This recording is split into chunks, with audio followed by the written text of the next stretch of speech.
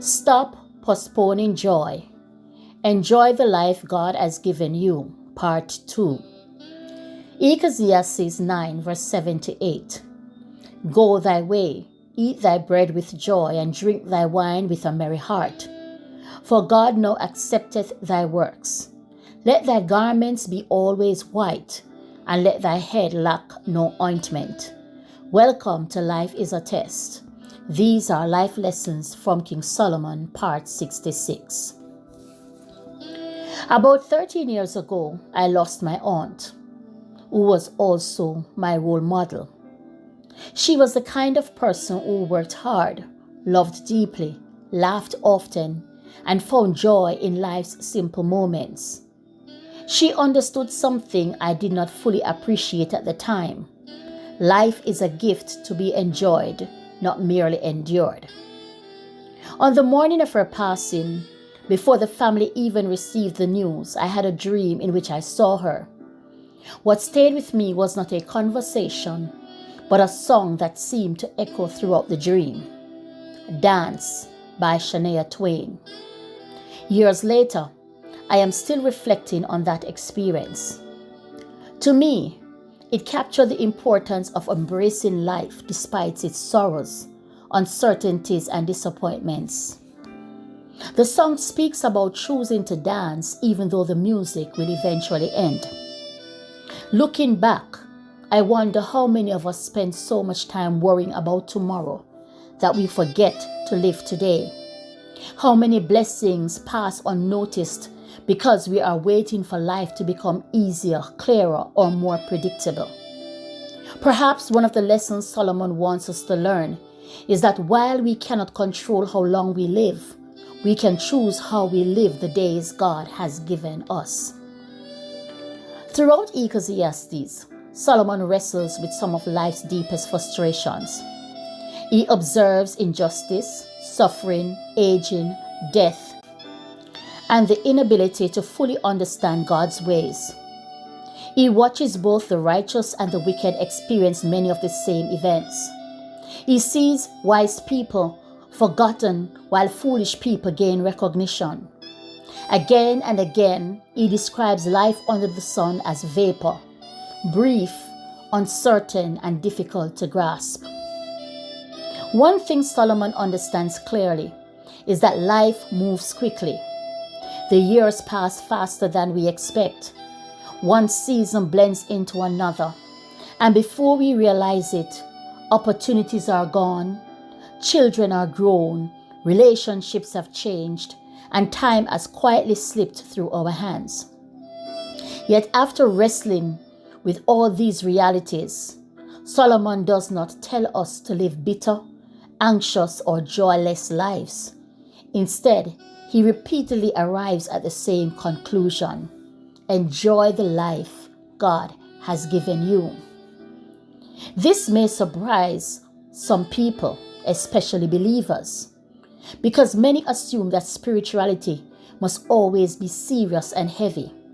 Some believers quietly feel guilty whenever they enjoy life, as though laughter, celebration, or simple pleasures somehow compete with holiness. Yet Scripture paints a different picture. Throughout the Bible, joyful meals, celebrations, fellowship, and thanksgiving were often connected to worship. God created us with the ability to enjoy food, beauty, friendship, meaningful work, and moments of happiness. These things are not enemies of spirituality when received with gratitude. They are expressions of God's kindness. The verse begins with a simple command: go thy way. Solomon is telling us to move forward instead of becoming trapped by frustration.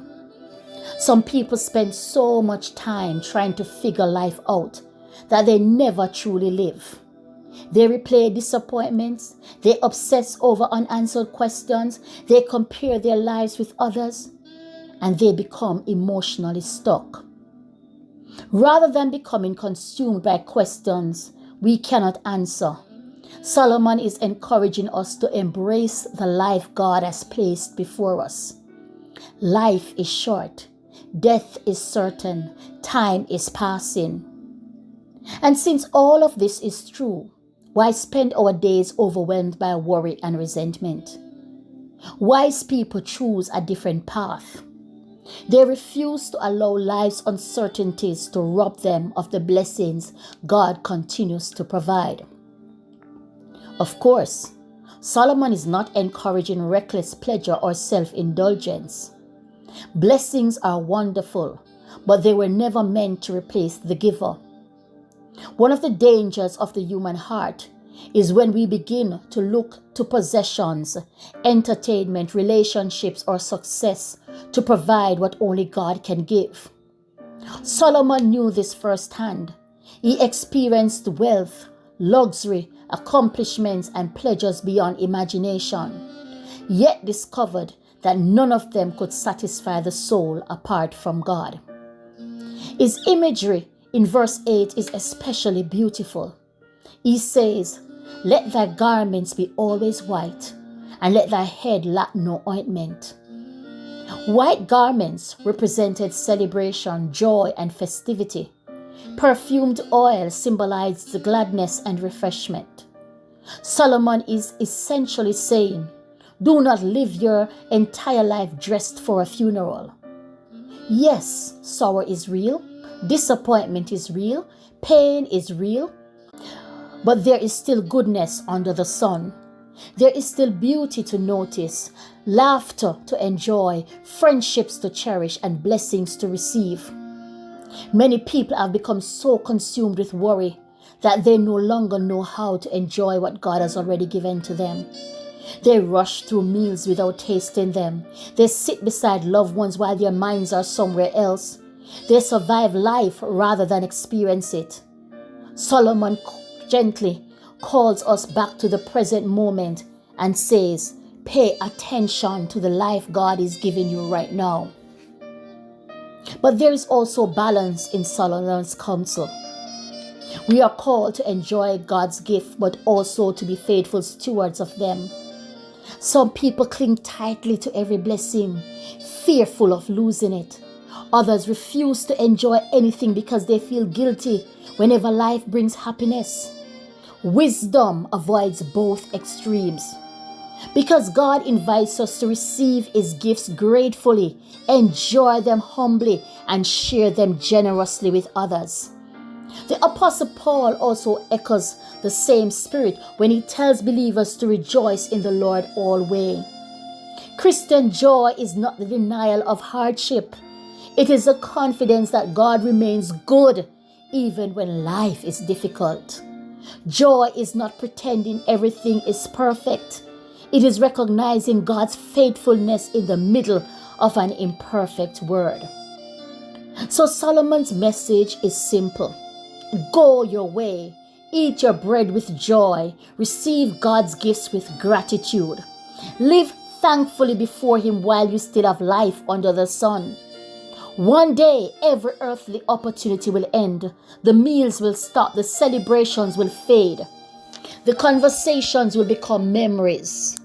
But today, you are alive. Today, God is still giving you gifts. Today, there is still a reason to rejoice. So do not allow anxiety, bitterness, or endless striving to rob you of the life God is placing in your hands. Receive it gratefully, enjoy it humbly, and honor God joyfully in the middle of it all. Have a blessed day with a great God.